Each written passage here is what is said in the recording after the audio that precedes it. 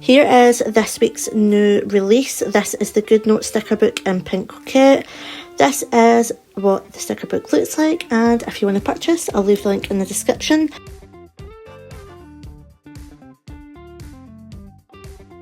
So this is the book that I'm currently creating in this video for you guys, so you can see how I create my GoodNotes sticker books.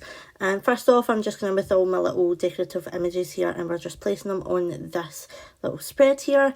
So now I've already done this page here, and I'm just going to show you what I do. So basically I create sticker kits. I have an Etsy store called Beautifully Planned by Louise, and I'll leave it linked in the description for you guys. Go check it out if you can.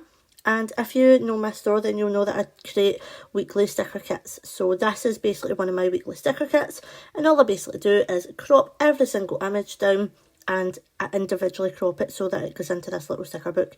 Now this does take a lot of time and a lot of patience. It takes me about a full day to do this and like perfect it and stuff. But yeah, so this is basically all I'm doing. I just basically crop everything down and put it into this sticker book, so it's a more convenient little like sticker book to use. And the whole sticker book comes as a little theme. It's a GoodNotes file, so it's very easy to open. You just download it and open it in GoodNotes, and then save it as a new document, and you can just open it up whenever you want to do your digital planning. So this is just a little video of what I do. I basically just crop every single sticker and put it into this little book, and I do a little layout. It's very, very easy and kind of simple. It just takes a lot of time.